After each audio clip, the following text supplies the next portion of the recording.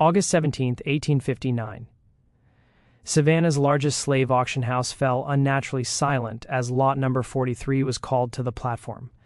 27 bidders stood ready that suffocating afternoon, paddles raised, money waiting. But within moments, hands slowly lowered, one by one, until only a single bidder remained.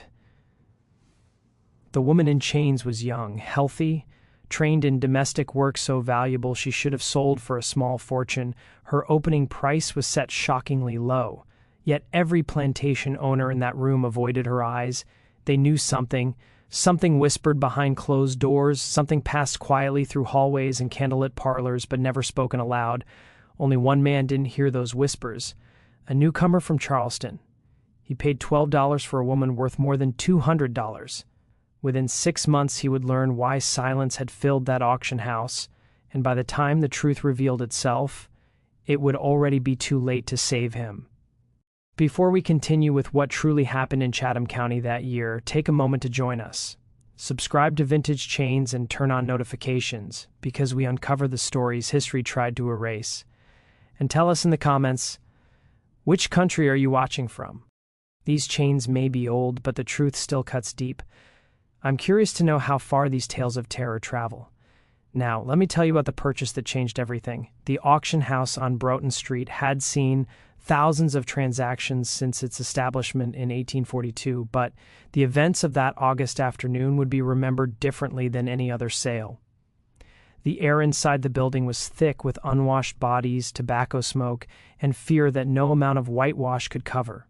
But there was something else that day, something the regular attendees noticed immediately, a tension that made even hardened slave traders shift uncomfortably in their seats. Savannah in 1859 stood as one of the South's most prosperous cities, its wealth built entirely on cotton and forced labor.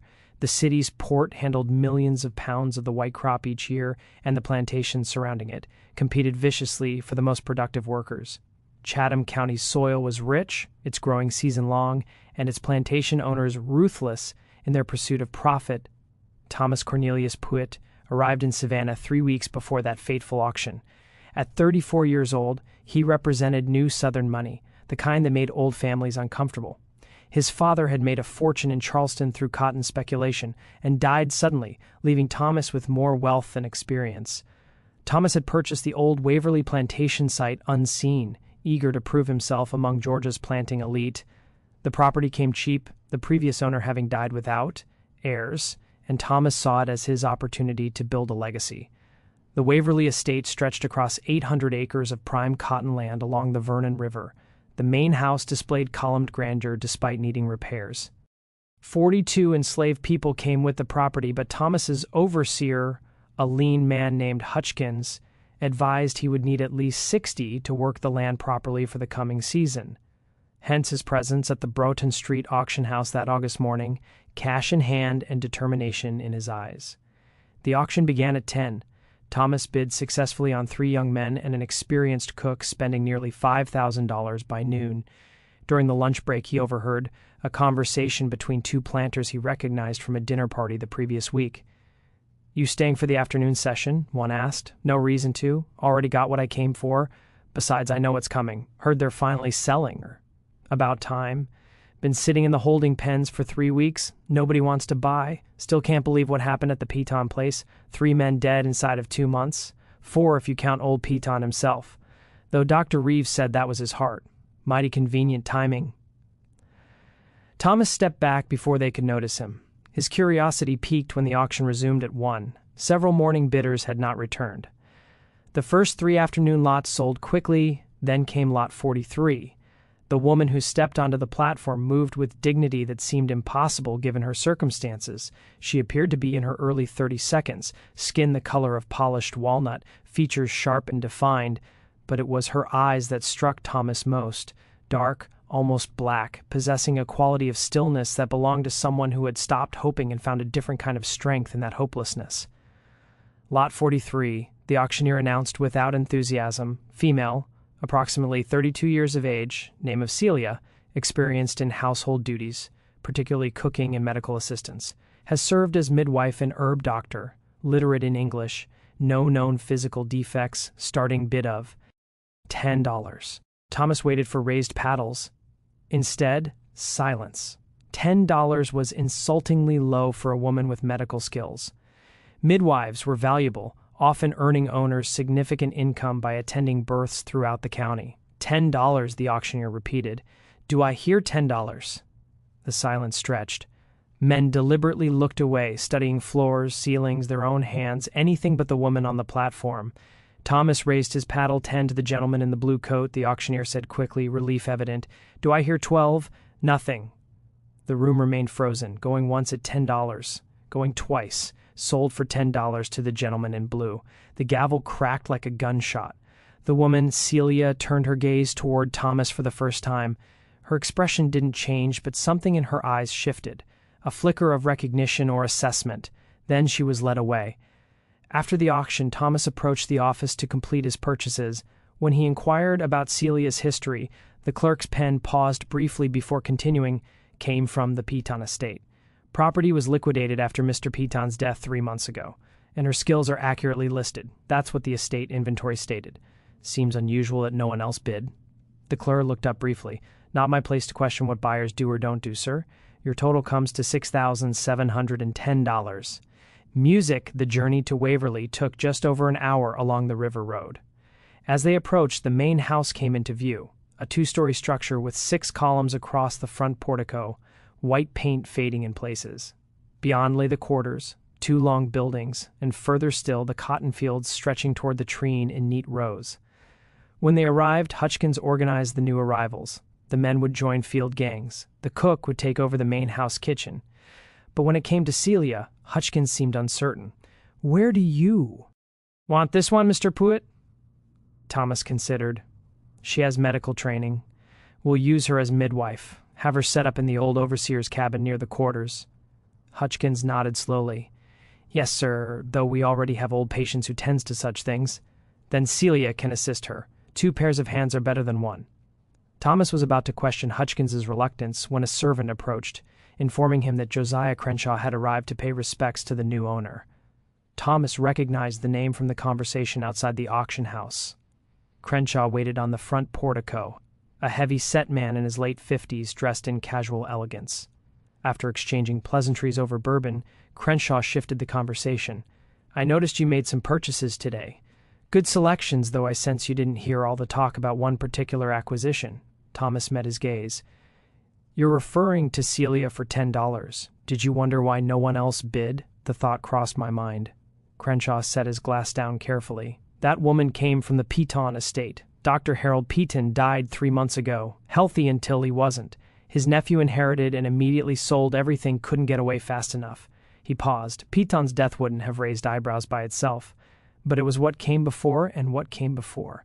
His overseer, a man named Kelly, dead from brain fever after 2 weeks of raving. Before that, Petton's driver, Marcus, found dead in the stables with a broken neck. They said kicked by a horse, but Marcus knew horses better than anyone. And before that, Petton's physician, Dr. Simon Vance, dead from apparent influenza complications. Thomas absorbed this. You're suggesting these deaths are connected. 4 men associated with the Petton household died within 2 months, and the only common thread was that woman. She prepared medicines, tonics, teas, had access to the in-house, the kitchen, the sick rooms. Crenshaw leaned forward and she had reason. What reason? About 6 months ago, Celia's daughter took ill. Pneumonia, they thought. Dr. Vance attended her. The girl died 3 days later.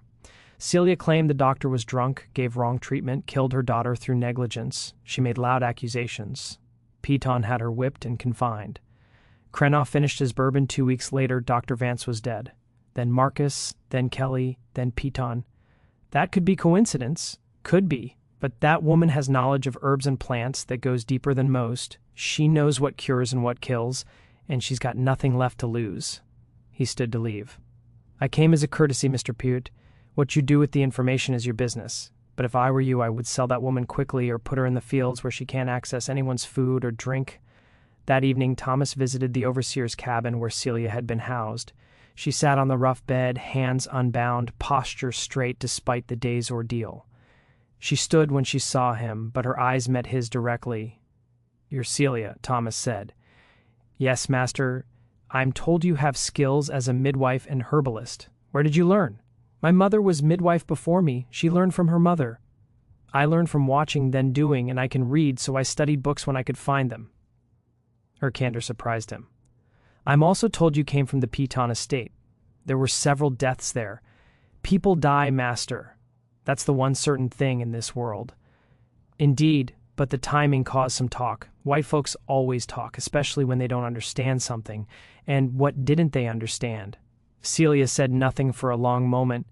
Then they didn't understand that debts come due. One way or another, everything balances in the end. The statement could have been philosophical or Threa. Tenning. Thomas decided to be direct. Did you kill them? She smiled slightly without warmth. Can't kill a man with words, master, or with prayers, or with hoping real hard that justice finds them. If they died, it was divine providence or their own sins catching up. I'm just a slave.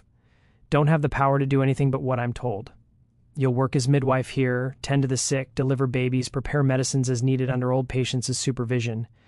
Yes, master. And Celia, whatever happened at Patton's place, it stays there. Here at Waverly, we start fresh. Understood?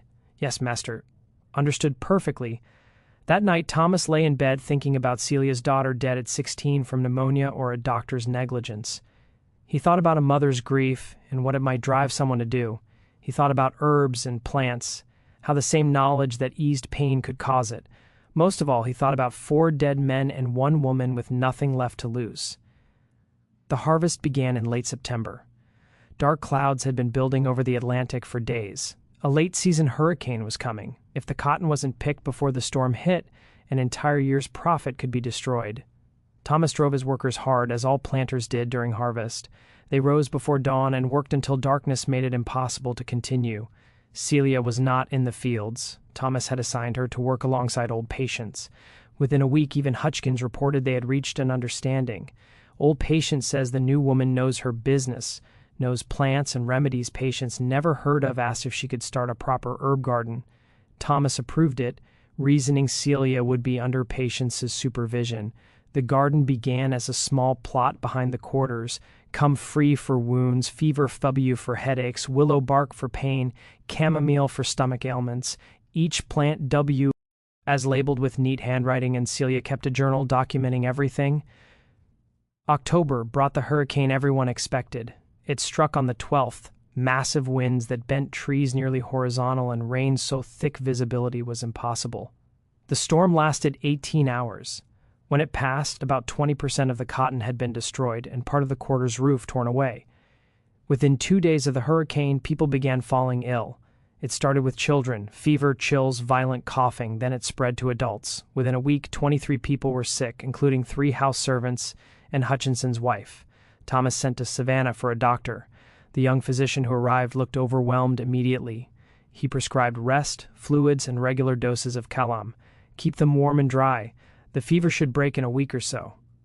After the doctor left, Thomas found Celia in the quarters, moving from patient to patient with patients trailing behind.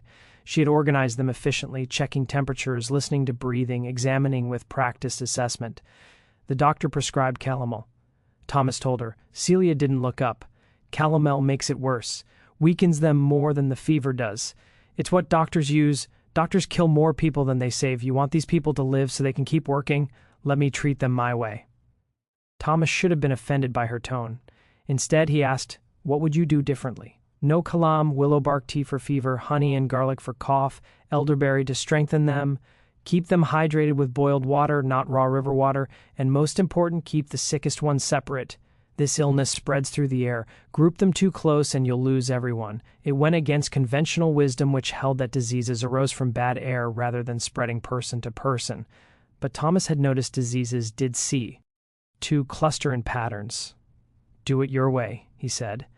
But if people start dying, it becomes your responsibility. People dying is always someone's responsibility, master. The question is whose. She organized the sick into 3 groups by severity, preparing teas and tonics carefully. Within 3 days, fever began breaking in the first patients. Within a week, all but 2 had recovered, both elderly, already weakened. Under conventional treatment, Thomas suspected the death toll would have been far higher. Word spread quickly. By early November, Thomas received visits from neighboring planters wanting to borrow Celia's services. He agreed partly for neighborly relations and partly because the fees brought additional income. Celia was sent to the Mansfield Plantation for yellow fever, to the Ruddled place for a difficult childbirth, to a farm near the Augie River for a snake bite. In each case she succeeded where others would have failed. Her reputation grew. Celia could heal what others couldn't, but reputation is dangerous, especially for someone in Celia's position. People began remembering the Peaton estate. They wondered if someone who knew so much about healing might also know about the opposite. Thomas heard these whispers, but dismissed them. Celia had been professional and effective since arriving. She had saved his workers and earned him money. Whatever had happened at Petton's was past. December brought unusual cold, frost-covering fields in the mornings. The cotton harvest had been completed despite hurricane damage, and Thomas had sold his crop for a respectable price. He began to relax, feeling he had navigated his first year without major disaster. That was when the first sign appeared. Hutchkins came to the main house one Tuesday morning, face pale and hands shaking. "Mr. Pruitt, you need to come to the quarters now." A crowd had gathered near the quarters north. They parted when Thomas approached, revealing a symbol painted on the wall in what appeared to be blood or dark red clay. The symbol was complex, a circle with lines radiating outward and smaller circles at specific points. In the center was a handprint, adult-sized fingers spread wide. "What is this?" Thomas demanded. An older man named Daniel stepped forward. "It's a warning sign, master. Old magic, African magic from before any of us were born.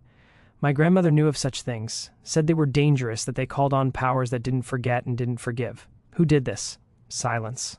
Then Daniel said carefully, "Don't know, master, but signs like that usually mean someone's working roots, calling on the old ways. And when someone works roots, bad things follow." Thomas ordered the symbol washed away and announced severe punishment for anyone caught painting such things. But the damage was done. Fear had entered Waverly. 3 days later, Hutchkins' prize hunting dog was found dead near the well, body stiff and mouth foaming with dried saliva. The dog had been healthy that morning. "Poison," Hutchkins said flatly. "Something fast-acting. A week before Christmas, a field worker named Samuel fell ill. He complained of stomach pains that grew progressively worse. By evening, he was vomiting violently, body convulsing. Celia was summoned, but when she examined him, her expression grew grave.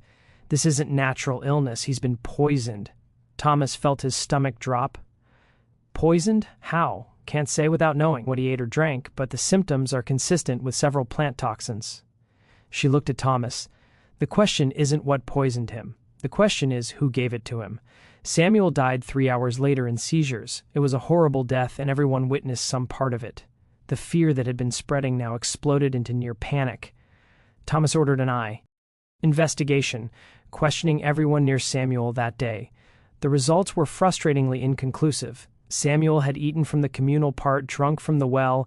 He had no known enemies. There was no apparent reason for anyone to want him dead. Unless Thomas thought with growing dread, Samuel wasn't the intended target. Unless someone was simply practicing, testing methods, preparing for something larger. That night, Thomas couldn't sleep. He lay in bed listening to every creak, wondering what was happening on his plantation. Someone had knowledge of poisons, someone was using it, and despite his earlier confidence, Thomas found himself thinking again about the Peaton estate and those 4 dead men. Christmas at Waverly was subdued. Thomas had planned to give the enslaved workers 3 days off with extra rations, but Samuel's death had cast a pall over everything. People accepted their gifts with muted thanks, avoiding eye contact, eager to return to the quarters where they felt safer in numbers. On Christmas evening, Thomas heard a commotion from the quarters. He grabbed his pistol and ran outside into the cold December night. A crowd had gathered near the well, faces illuminated by torches. At the center, 2 men restrained a young woman named Ruth. She was fighting them, screaming words that didn't quite make sense, eyes wide and unfocused. "What's happening?" Thomas demanded. Hutchkins pushed through the crowd. "She tried to throw herself down the well, sir. Daniel and Joseph caught her just in time." Ruth was perhaps 19, a house servant who worked in the laundry. Thomas had never known her to cause trouble. "Ruth, what were you doing?" She stopped struggling and turned toward him. In torchlight, her face looked gaunt, almost skeletal. "They're coming for me. I can hear them. They're in my head, telling me what I did, showing me what's going to happen. I can't make them." "Stop. The only way to make them stop is to..." She lunged toward the well again. but the men holding her were ready. She's been like this for hours, a house servant said. Started just after sunset talking about voices and shadows and debts coming due. Debts coming due. The same phrase Celia had used months ago. Thomas felt cold. That had nothing to do with December temperature. Get her inside, tie her down if necessary, and someone fetch Celia. But Celia was already there, standing at the crowd's edge, so still Thomas hadn't noticed. She moved forward now, and the crowd parted for her. "Let me see her," Celia said. Ruth's eyes focused on Celia, and something like recognition crossed her face. You know, you understand. Tell them what I did." "Hush now," Celia said, her voice gentle in a way Thomas had never heard. "No need to tell anyone anything. What's done is done, and what's coming will come regardless." "I didn't mean for him to die," Ruth sobbed. "I was just so angry. He had no right to touch me like that. I just wanted him to hurt like he made me hurt. I didn't know the mushrooms would kill him. I swear I didn't know." The crowd went silent. Thomas felt as if the ground had shifted. "Ruth, are you saying you poisoned Samuel?" But Ruth wasn't looking at Thomas. Her eyes were fixed on Celia, pleading and terrified. "Make it stop, please. The voices, the shadows. Make them stop." Celia touched Ruth's forehead with 2 fingers, a gesture that seemed almost ritualistic. "Can't stop what you started, child. You opened a door you didn't know was there, and now you have to walk through it. All I can do is ease the journey." "What are you talking about?" Thomas demanded. "What door?" Celia ignored him. She produced a small bottle from her pocket, uncorked it, and held it to Ruth's lips. "Drink this. It'll calm the voices, quiet the shadows. You'll sleep, and when you wake, you'll be at peace." Ruth drank obediently. Within minutes, her struggling ceased. Her eyes closed. Her breathing became slow and regular. The men carried her to an empty cabin to be watched, and the crowd dispersed slowly, whispering. Thomas grabbed Celia's arm before she could leave. "What did you give her?" "Valerian root, mostly chamomile, poppy extract, things to help her sleep. She confessed to murder. She confessed to being foolish. Girl had relations with Samuel she didn't want. Got some mushrooms she thought would make him sick. Teach him a lesson, didn't realize the ones she picked were deadly. Easy to mistake if you don't know what you're looking for." Celia pulled her arm free. Now she's eaten up with guilt. Seeing things that aren't there, hearing voices that don't exist. Mind can do terrible things when it's breaking under the weight of what it's done. You seem to know a great deal about minds breaking. Celia met his gaze steadily. "I know about guilt, Master. Know about what it does to people, how it twists them up inside until they can't tell what's real and what's not. I know about debts and how they come due in ways people don't expect." She walked away, leaving Thomas with more questions than answers and a growing certainty that he was in far deeper water than he had realized. Ruth died 2 days later, still sleeping. She simply stopped breathing during the night, peacefully by all accounts. Celia examined her and declared it heart failure brought on by extreme distress. The death was ruled natural, though several workers whispered that Ruth had been allowed to die, that Celia's medicine had been something other than valerian. Thomas didn't know what to believe. Ruth had confessed to Samuel's murder, which should have brought clarity, but instead it had only deepened the mystery. How had an ignorant girl known which mushrooms to use? Where had she learned about Plan? Tea toxins? The answer came slowly as Thomas observed Celia more carefully. She wasn't just a healer. She was something older and more complex, a keeper of knowledge that predated American slavery, carried across the ocean in the memories of stolen people. She knew herbs not just from books, but from generations of accumulated wisdom passed mother to daughter in secret. And she was teaching others. Thomas began to notice patterns. Women who had been sick would spend time with Celia and emerge different, more confident, more knowing. Ruth had been one of those women. January brought bitter cold and an ice storm that coated everything in crystal. The plantation operation slowed to a crawl. During this forced confinement, Thomas finally took action he should have taken months earlier. He broke into Celia's cabin while she was away treating Hutchkin's wife. The cabin was meticulously organized. Dried herbs hung from ceiling beams. Each bundle labeled, bottles and jars lined shelves. A work-held mortar, pestle, measuring spoons, a small scale. But there was more. Hidden beneath the bed, Thomas found a wooden box wrapped in cloth. Inside were notebooks, pages covered with Celia's writing, medical notes mostly. But interspersed were other entries written in a different tone. Thomas read one dated October 15th, 23 sick, 21 saved. "The power to heal is the power to choose who lives. They don't understand this. They think my knowledge belongs to them because they own my body. But knowledge can't be owned. It can only be shared or withheld. I share it with those who deserve it. I withhold it from those who don't. This is the only power I have, and I wield it carefully. Every life saved is a debt in my favor. Every death prevented is a weight on the scales. When the scales balance, justice will be served. Thomas's hands shook as he turned pages, finding more entries in the same V. Celia was keeping a ledger of moral debts. She was deciding who was worthy of healing and who was not. Another entry dated December 20th. The girl came to me in tears, told me what the man did to her, told me she wanted him to hurt. I gave her knowledge as I give all who ask and deserve. Not my place to judge what she does with it. She makes her own choices, faces her own consequences. But I also gave her something else, guilt, planted it deep with careful words. Guilt is slower than poison, but just as deadly. It eats from the inside, destroys the spirit before the body fails. She will not live long. This is mercy, though she doesn't know it yet.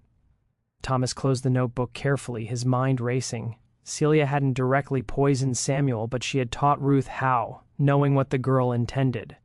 Then she had driven Ruth to madness and death through psychological manipulation, masked as spiritual counsel.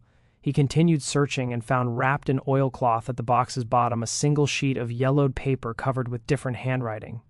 My daughter, if you are reading this, I am gone and you carry our knowledge alone. Remember what I taught you. The plants are neither good nor evil. They simply are. We choose how to use them. Use them to heal when the scales are balanced. Use them to harm when justice demands it. But always keep the ledger. Every life saved, every death allowed, every choice made must be recorded and remembered. This is our power and our burden. We are not slaves, though they call us such. We are keepers of the old knowledge, and that knowledge makes us free in ways they cannot understand or take from us. It was signed Phoebe and dated March 1838, Celia's mother, the woman who had taught her daughter not just healing, but a philosophy of selective mercy and calculated revenge. Thomas heard footsteps outside and barely had time to reply. Everything before Celia entered. She stopped in the doorway, eyes moving from Thomas to the bed to the hidden box. She knew. Your wife is asking for you, master, Celia said quietly. You should go to her now. I don't have a wife. Don't you? Then perhaps I misspoke. Hutchins's wife. I meant she's asking for him. Wants to see him before the end. The end? The end that comes for us, all, master. Some sooner, some later, but it always comes. She stepped into the cabin, closing the door. You've been in my things. There was no point denying it. I have. Find what you were looking for. I found notebooks, records, a letter from your mother. I know what you've been doing. Celia sat on the bed, moving with weariness. When she spoke, her voice was soft but clear. My daughter's name was Sarah. She was 17 when she got the pneumonia. Strong girl, smart, beautiful. Could have been anything if she'd been born free. She looked at Thomas, tears in her eyes for the first time. Dr. Vance came to see her. He was drunk. I could smell it, see it in his eyes, but he was white and educated, and I was just a slave woman, so my opinion meant nothing. He gave her column and ordered bloodletting. I told him it was wrong. He had me whipped for contradicting him. Her hands clenched into fists. I watched my daughter die slowly over 3 days, watched the calomel poison her, watched the bloodletting drain what little strength she had. She died in agony calling for me, and I couldn't help because they had tied me up in the barn to teach me respect for white medicine. I'm sorry, Thomas said and meant it. Sorry doesn't balance the scales, master. Sorry doesn't bring her back or punish the man who killed her through negligence and pride. So I did what I had to do. Dr. Vance died from what looked like influenza complications, but it wasn't T-influenza, it was foxglove, carefully administered over weeks. N doses small enough to mimic heart problems. Marcus died because he helped hold me down for the whipping. Kelly died because he laughed while they beat me. And Patton died because he owned us all, because he created the system that let my daughter die while I watched helplessly. She stood facing Thomas directly. I'm not sorry for any of it. They deserved what they got. And if that makes me a murderer in your eyes, then so be it. But I'm also the woman who saved 21 people during the outbreak. I'm the woman who's delivered 37 babies in the past year, losing only 2. The scales balance, master. That's all I'm trying to do. Balance the scales. Thomas felt trapped between horror and something like admiration. What Celia had done was murder, cold and calculated, but she had also saved countless lives. Was she a monster or a healer? Could she be both? What about Ruth? Ruth came to me for help. I gave her knowledge. She made her own choices. But I also saw in her what I've seen in others who take a life. The guilt that comes after, the way it eats at the mind. I gave her peace. Master gave her a way out that was gentler than what she would have suffered otherwise. And Hutchins's wife Celia's expression was neutral. Everyone dies eventually, Master. The question is when and how and whether they deserve their fate. She paused. Hutchins was overseer at Petton's place before he came here. He supervised my whipping, held the rope himself. You didn't know that, did you? Thomas felt his stomach drop. No, he's not a bad man, just following orders. But my daughter died while I hung in that barn, and he's part of that chain, so yes, his wife is going to die. Not quickly, not obviously, but inevitably. Call it murder if you want. I call it justice. The cabin seemed darker, though the candle burned as brightly. Thomas realized he stood at a crossroads. He could report what he knew, to have Celia arrested. But he had no proof beyond notebooks that could be interpreted as philosophical musings, and if he moved against her, who would care for Waverly's sick? What happens now? Thomas asked. That depends on you, Master. You can try to stop me, but you won't succeed. Too many people depend on me. Trust me. Move against me and you'll have a rebellion. Or you can look the other way. Let the scales balance themselves and benefit from my skills. Your workers will be healthier, your profits higher. All it costs is your conscience and the lives of a few men who probably deserve what they get. And if one of those men is me, Celia tilted her head, considering, are you guilty of anything, Master? Have you harmed someone who didn't deserve it? Killed someone through negligence or cruelty? Because if you haven't, you have nothing to fear from me. I don't punish the innocent. I only balance the scales. Thomas thought about his treatment of the people he owned, by slaveholding society standards. He was decent, but he was still a master, still participating in a system built on human bondage. In Celia's eyes, did that make him guilty? The Waverly Plantation came to you from the previous owner, Celia said softly. Did you ever wonder how he died?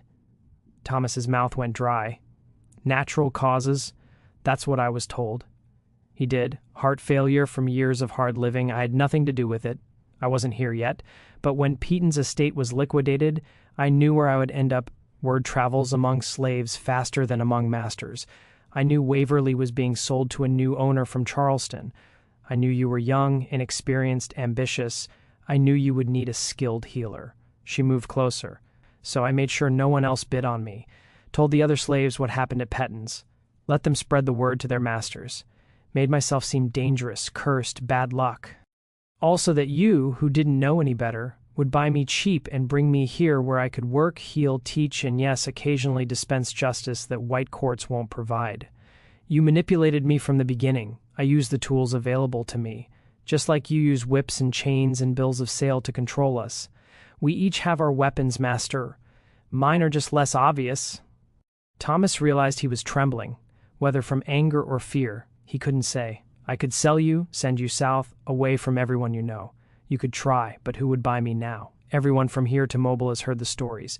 And if you sold me, who would care for your sick? Who would deliver your babies? How many people would die before you found someone half as skilled? She smiled without warmth. I've made myself necessary, Master. That's the real power. Not the ability to kill, but the ability to save. People forgive almost anything from someone who can save lives. The truth struck Thomas like a physical blow. Celia had made herself indispensable and in doing so secured a kind of freedom no legal document could provide. She couldn't be sold because she was too valuable. She couldn't be punished because too many people depended on her. So, what do you want from me? Thomas asked finally. Nothing you aren't already giving me. Freedom to practice my healing, access to herbs and plants, respect for my knowledge, and one more thing. Look the other way when the scales need balancing. Don't ask questions you don't want answers to. Don't investigate deaths too closely. Let nature take its course. Even when nature has a helping hand, you're asking me to be complicit in murder. I'm asking you to be complicit in justice. There's a difference, though I don't expect you to see it. But think on this. How many slaves die every year from the cruelties of this system? How many are whipped to deep worked to death, bred like animals, sold away from families? And how many masters ever face punishment? The law protects you, not us, so we make our own justice in the only ways available to us. Thomas had no answer. The moral foundation he had built his life on was cracking, revealing contradictions he had never wanted to examine. He was a slave owner who considered himself humane, a participant in an inherently inhumane system. Get out, he said quietly. "Leave me alone." Celia nodded and moved toward the door. But before she left, she turned back. "Hutchins's wife will die within a week. After that, Hutchins will be different, quieter, less efficient. He'll start drinking. The guilt of failing to save her will eat at him. You'll need a new overseer within a year. I'd suggest promoting Daniel. He's smart, fair, and the workers respect him." "How do you know all that?" "Because I've seen it before. Grief follows predictable patterns, especially when mixed with guilt. Hutchins knows deep down that he's done bad things in his life. His wife's death will make him confront that, and he won't survive the confrontation." She left then, closing the door softly. Thomas stood alone in the cabin for a long time, surrounded by jars of dried herbs and bottles of tinctures, feeling as if he had just touched something ancient and dangerous that he would never fully understand. That conversation in early January marked a turning point. Thomas didn't report what he had learned, didn't try to sell Celia or restrict her movements. He told himself he was being practical, making the best of an impossible situation. But late at night, alone in the master's chamber, he knew the truth. He was afraid of what Celia might do if he moved against her, afraid of losing the only competent medical care his plantation had, and perhaps most disturbing, afraid that her philosophy of Balen CE scales might contain more truth than he wanted to acknowledge. Hutchins's wife died on January 9th, exactly as Celia had predicted. The woman simply faded away over the course of a week, growing weaker each day until her breathing stopped one cold morning just before dawn. Hutchins was devastated. He had sat vigil by her bedside for 3 days straight, watching helplessly as she slipped away despite Celia's attentions. Or perhaps, Thomas thought darkly, because of them. The change in Hutchins was immediate and profound. The lean, efficient overseer, who had managed Waverly with iron discipline, became a hollow shell. He still performed his duties, but mechanically, without the sharp attention to detail that had made him valuable.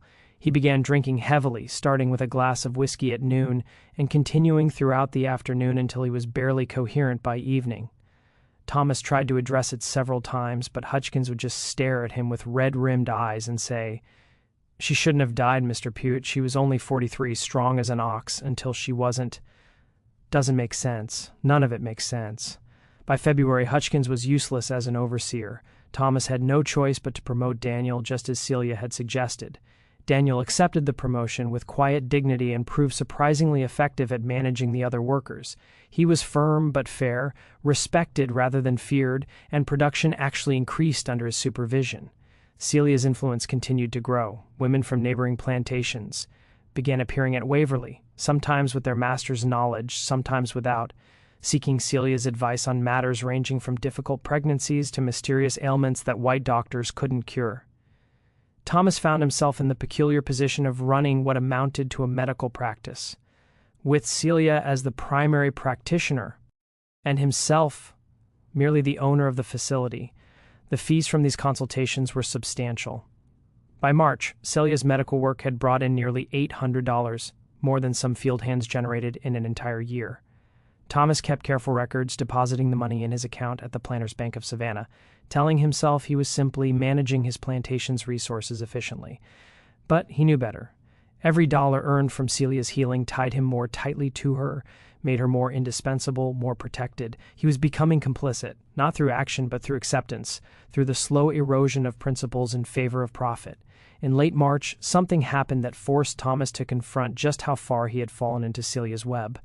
A man arrived at Waverly one afternoon riding an expensive horse and dressed in the fine clothes of Charleston's merchant class. His name was Robert Petton, and he was the nephew of the late Dr. Harold Petton, the man who had owned Celia before Thomas. Thomas received him in the main house parlor, offering bourbon and the careful courtesy that Southern hospitality demanded. But Petton waved away the drink and got straight to his purpose. "Mr. Pruitt, I understand you purchased a woman named Celia at auction last August. I want to buy her from you." Thomas felt his stomach tighten. "Celia is not for sale. She's a valuable worker, essential to my plantation's operations. I'll pay 5 times what you paid, $60. Still no." Peton leaned forward, his expression hardening. "Let me be direct. That woman murdered my uncle and 3 other men. I have no proof that would stand up in court, but I know it as surely as I know my own name. She's dangerous, Mr. Pruitt. Every day you keep her here, you're putting yourself and everyone on this plantation at risk. Those are serious accusations without evidence." "Evidence Piton laughed bitterly. My uncle died 3 months after that woman's daughter passed. His overseer, his driver, his personal physician, all dead within weeks of each other. You call that coincidence? I call it unfortunate timing. People die, Mr. Piton. It's the nature of life. Don't patronize me. I've done my research. I know about the outbreak here last October, how 23 people fell ill and she saved most of them. I know about the field hand who died of poisoning in December. I know about a girl named Ruth who threw herself down a well or tried to right before Christmas. And I know Hutchkins's wife just died last month. Piton's voice dropped. See a pattern yet? Thomas felt cold spreading through his chest. When laid out like that, the deaths did form a pattern, but he kept his voice steady. Celia saved 21 people during that outbreak. She's delivered dozens of healthy babies. She's the best medical practitioner in Chatham County. And I'm not selling her to satisfy your vendetta against someone you blame for your uncle's death. You're a fool. Piton stood abruptly. My uncle was a fool, too. He thought he could control her, could use her skills while ignoring the danger. He's dead now. His overseer is dead. Everyone close to him is dead. How long do you think before she decides you're next on her list? I appreciate your concern, but my answer is final. Celia stays at Waverly. Piton stared at him for a long moment, then shook his head slowly. When you end up like my uncle, don't say you weren't warned. That woman is a plague, Mr. Puit, and plagues don't stop until they've consumed everything in their path.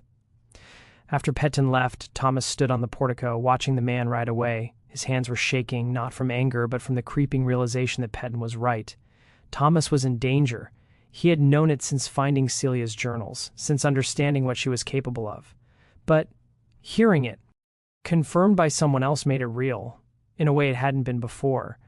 That evening, Thomas did something he had been avoiding for months. He went through his plantation records systematically, documenting every death and illness since Celia's arrival. The pattern Piton had mentioned became even clearer when written down. Samuel dead from poisoning in December, but Celia had been treating him days before for a minor injury. Ruth driven to madness and death after confessing to Samuel's murder, with Celia present at her breakdown. Hutchkins's wife wasting disease that Celia treated for months, always keeping her alive just long enough to extract maximum suffering from Hutchkins. And there were others Thomas hadn't considered. An elderly field hand who had died in his sleep in November. Natural causes, everyone said, but the man had been in perfect health the day before. A house servant who had fallen down the main house stairs in January, breaking her neck. An accident, surely. But the servant had complained to Thomas about Celia just days earlier, saying the herb woman frightened her. 5 deaths in 6 months, possibly more if Thomas expanded his search to include less obvious cases.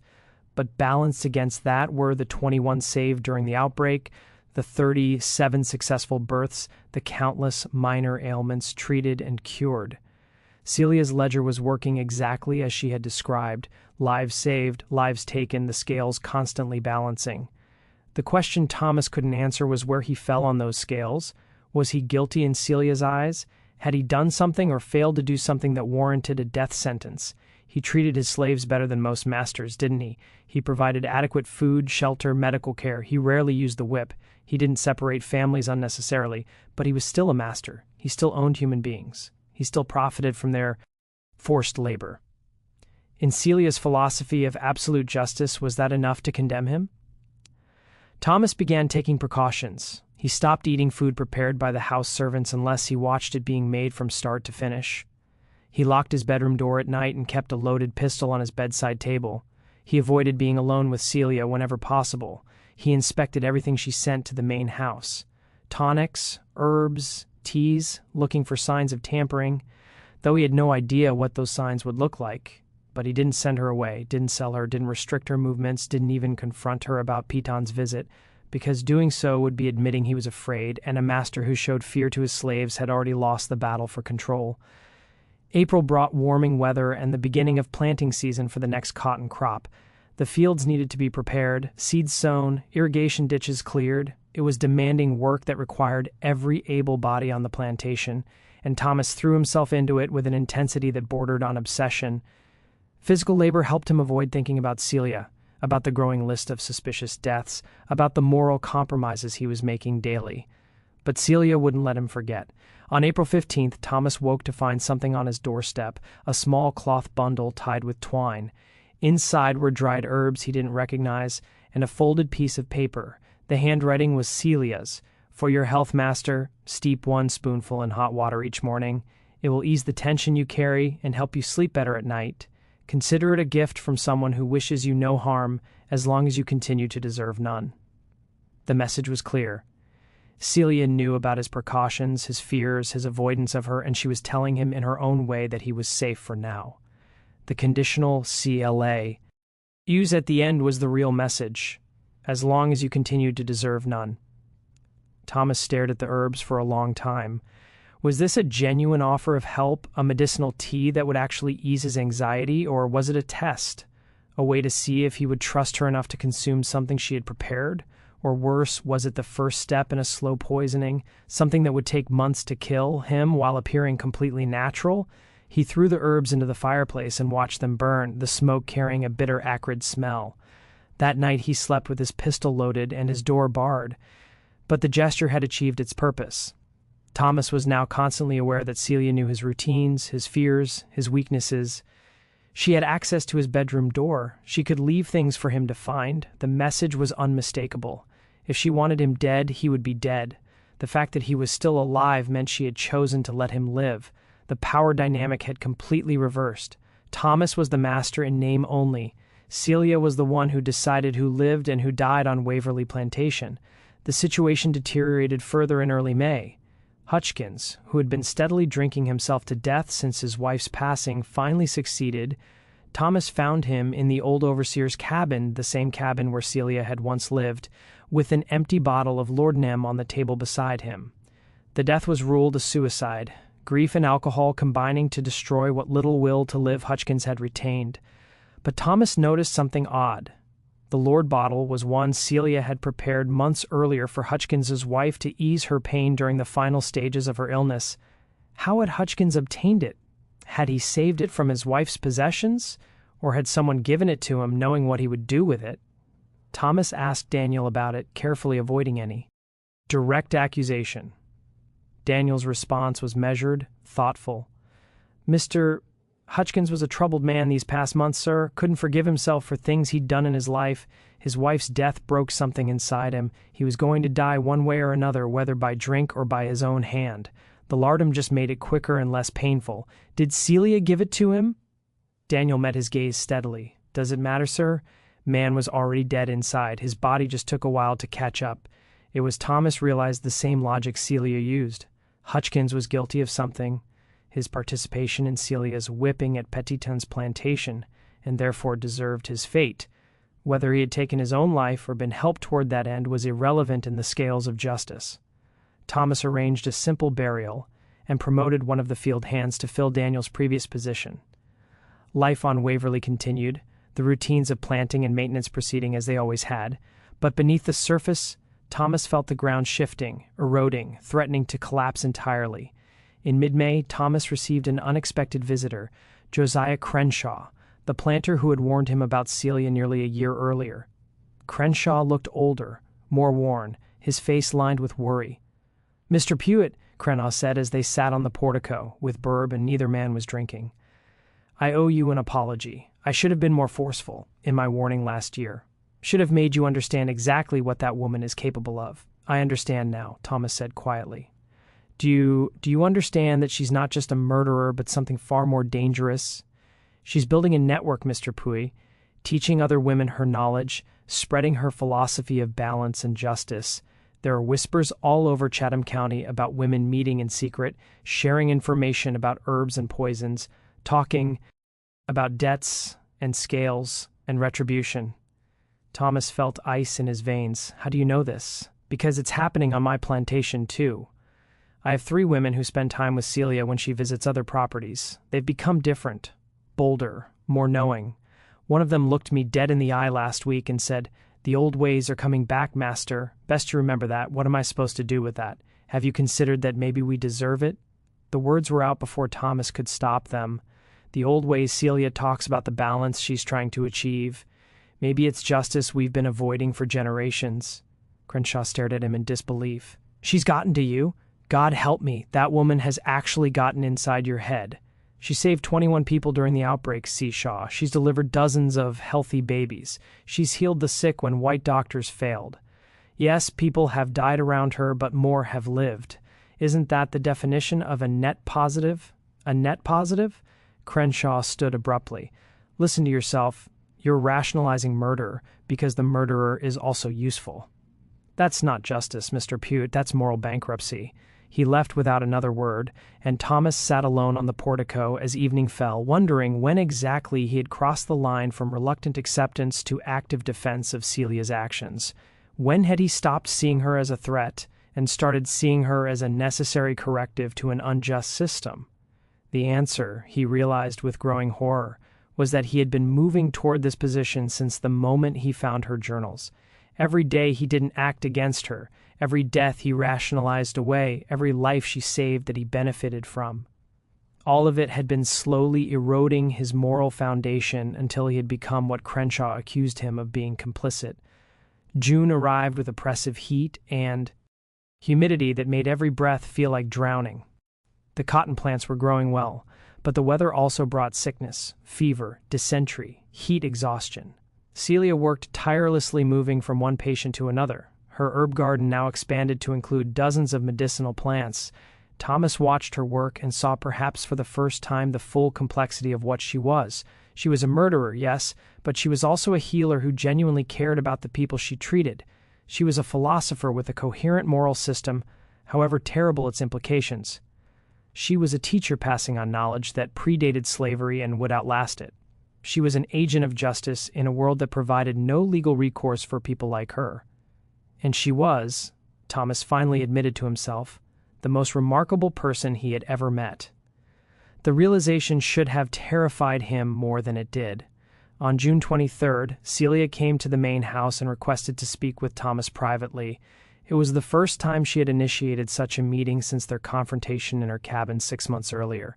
They sat in the study, the door closed, the late afternoon sun streaming through the windows. Celia looked tired but composed, her hands folded in her lap. "I'm going to tell you something, Master, and I need you to listen without interrupting. Can you do that?" Thomas nodded. "There's a man coming here tomorrow. His name is Benjamin Lell. He owns a rice plantation on the Ogeechee River. You may remember him from the auction where you bought me. He was one of the men who refused to bid." Thomas did remember. Lell had been talking with Crenshaw outside the auction house discussing Celia's reputation. "Lell is coming here because his daughter is sick. She's 17, same age my Sarah was. The local doctor can't help her, and Lell is desperate enough to overcome his fear of me. He's going to ask you to let me treat her." "And will you?" Celia's expression was unreadable. "That depends on what? On whether the scales demand it. You see, Benjamin L. was at Petton's plantation the day they whipped me. He wasn't directly involved, but he was there visiting on business. He saw them tie me up in that barn. He saw my daughter dying in the house, and he said nothing, did nothing, just looked away because it was easier than getting involved in another man's business." Thomas felt his chest tighten. "So you're going to let his daughter die? I'm going to make him understand what it means to watch your child suffer, while someone who could help chooses not to. I'm going to make him feel what I felt in that barn knowing Sarah was dying and I couldn't reach her." Celia's voice remained calm, almost gentle.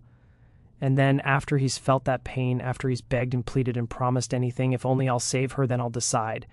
Maybe I'll heal her, maybe I won't. The scales will tell me which is right. That's monstrous. Is it? Or is it just a mirror held up to show what's been done to us for generations? Lell had the power to help and chose not to. Now I have the power and I'm choosing the same way he did. If that's monstrous, then we're all monsters, Master, every single one of us."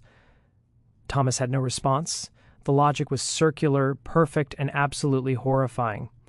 "I'm telling you this," Celia continued, "because tomorrow you're going to face a choice. Lell will beg you to intervene to order me to treat his daughter. You have that legal right. I'm your property and my skills belong to you, but if you give me that order, you become part of the chain. You become someone whose debt needs to be balanced." The threat was implicit but clear. If Thomas forced Celia to act against her judgment, he would move from the category of people she tolerated to the category of people she targeted. "Why are you warning me?" "Because despite everything, I don't want to see you on the wrong side of the scales. You're not a good man, Master. You own slaves, and that makes you complicit in evil. But you're not a cruel man. You don't take pleasure in suffering. You genuinely believe you're treating us as well as the system allows." She paused. "That's not enough to make you innocent, but it might be enough to keep you alive." She stood to leave, then turned back one final time. "When Lel comes tomorrow, remember this. I'm not asking for your permission. I'm asking for your non-inference. There's a difference." That night, Thomas didn't sleep. He paced his bedroom pistol on the table, mind racing through scenarios. Could he stop Celia from enacting whatever revenge she had planned? Legally, yes. She was his property, and he could order her to do anything. Practically, no. She had made herself indispensable, and moving against her would destabilize the entire plantation. More fundamentally, did he want to stop her? Lel had stood by while Celia's daughter died. In any just universe, shouldn't he face consequences for that moral failure? The law wouldn't punish him. Looking away wasn't a crime, but Celia's alternative system of justice would. Was that wrong, or was it the only form of accountability available in a world built on systemic injustice? Thomas was still wrestling with these questions when Benjamin Lel arrived the next morning, his face haggarded with worry and lack of sleep. "Mr. Pruitt, I'm begging you." The man's voice trembled as he stood in the doorway, hat crushed between his hands. "My daughter, Catherine, she's dying. The doctors have given up. I've heard you own a slave woman with rare medical knowledge. I'll pay whatever you ask. Please, let her see my child." Thomas studied the man's face and felt a cold recognition settle in his chest. He had seen this before, a year earlier in the barn at Petton's plantation. Another father, powerless, pleading against forces he could not fight.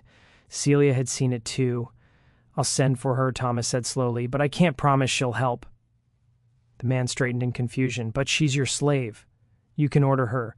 "I could," Thomas replied, "but I won't. She chooses her patients. If you want her help, you'll have to ask her yourself and accept whatever answer she gives." When Celia arrived, desperation stripped Lel of his pride. He fell to his knees before her, tears soaking the floorboards. "Please," he sobbed. "She's only 17. She's innocent. Whatever you want, money, land, anything. Just save my daughter." Celia looked down at him, her face unreadable. "Tell me something, Mr. Lel," she said quietly. "Do you remember visiting the Petton plantation last summer?" The color drained from his face. Yes. I was there on business." "And do you remember what you saw in the barn?" "Please," he whispered. "That has nothing to— Do you remember?" Her voice cut through him like a blade. "Yes," he said, barely audible. "I remember. I saw them whipping you. I heard your daughter crying in the house." His shoulders collapsed. "I wanted to speak. I wanted to stop it. But it wasn't my place. It wasn't my—" "You looked away," Celia said sharply. "You chose comfort over courage. You chose silence, and my daughter died because of it." Lel broke completely, sobbing. "I know," he choked. "I think about it every day. I was a coward. I deserve whatever judgment you give me, but Catherine doesn't. Please, don't make her pay for my sins." The room went silent. Thomas watched Celia carefully. This was the moment everything balanced on, the mirror of her own loss. She had the power now. She could let his daughter die. She could make him feel what she had felt. Justice demanded it. The scales cried out for it. But Celia surprised him. She reached down and helped Lel to his feet. "Take me to your daughter," she said. Hope flooded his face, stunned and trembling. You'll help her?" "I'm a healer," Celia replied. "That's who I am." Then her voice hardened. "But understand this. The debt isn't forgiven. You owe me a life now. And one day, not today, not tomorrow, but someday, I will collect." She met his eyes, unblinking. "When that day comes, the scales will be balanced, and you will pay what you owe." Lel nodded desperately. "Yes, anything. I swear it." "What I need," Celia said softly, "is for you to remember." He stilled. "Remember what it feels like to be powerless. Remember what it feels like to place your child's life in someone else's hands. Remember what it feels like to beg for mercy." Her eyes never left his. "And the next time you see another human being in that position, don't look away. That is the payment I'm asking for. Not money, not favors. The courage to do what's right, even when it costs you comfort." She turned and left with Lel, leaving Thomas alone in the study. Something fundamental shifted inside him. Celia was not simply exacting revenge. She was teaching. Every death she allowed, every life she saved, every moment of mercy and every moment of restraint, none of it was random. It was deliberate instruction. The scales she spoke of were not balancing life against life. They were balancing action against silence, courage against cowardice, looking away against standing up. 3 days later, Celia returned. "Catherine will live," she said. The girl had been suffering from severe lung infection, made fatal by the calomel and bloodletting prescribed by the local physician. Celia had ended the treatments immediately, purged the infection with steam and herbs, and restored her strength with nourishment and rest.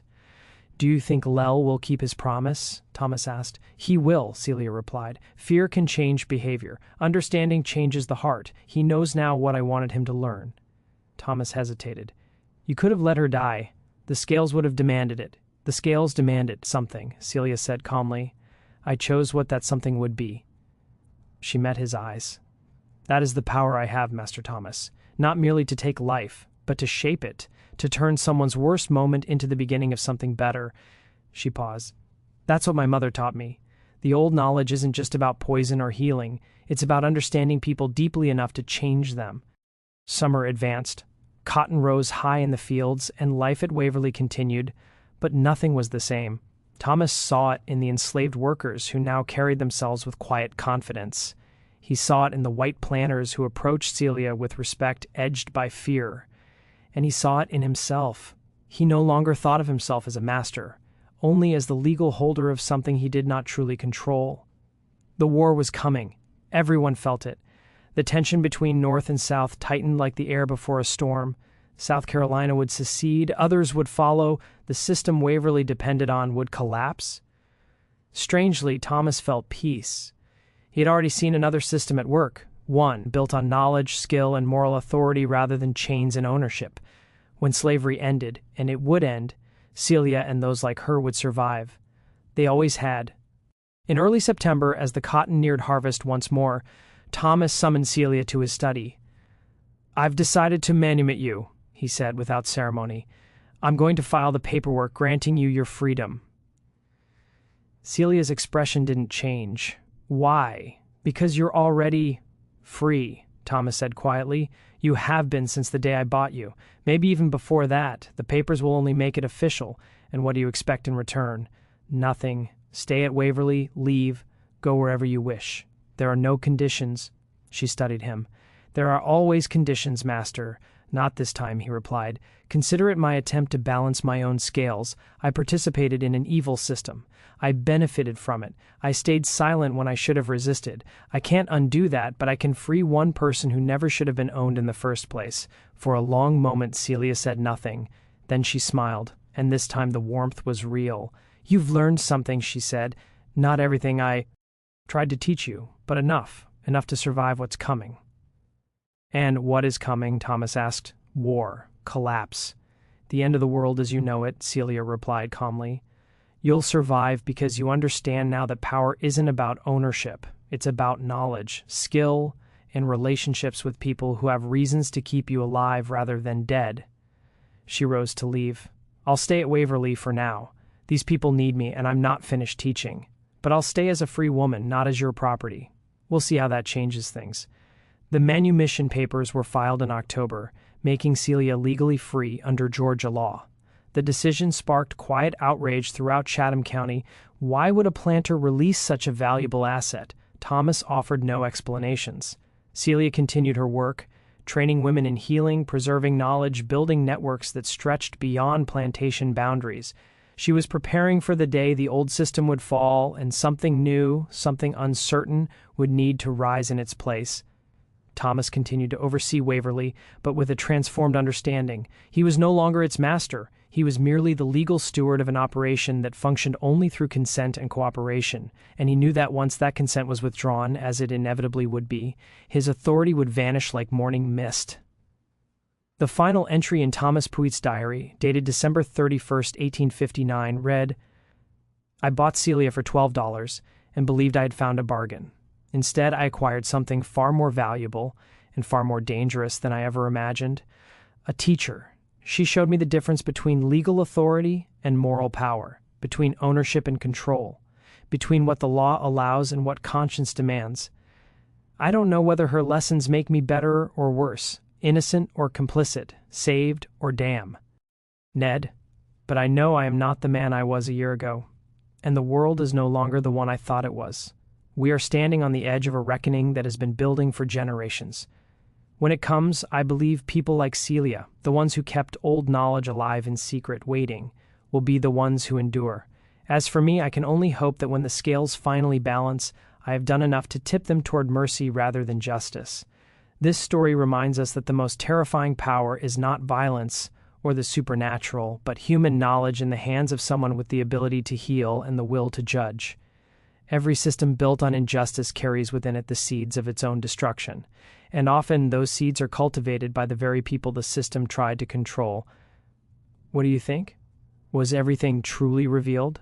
Did Thomas make the right choice? And were the deaths at Petton's plantation natural? Or was Celia responsible? Leave your thoughts in the comments below. If you enjoyed this story and want more dark, forgotten histories like it, subscribe, turn on notifications, and share this with someone who loves unsettling mysteries. We'll see you in the next story.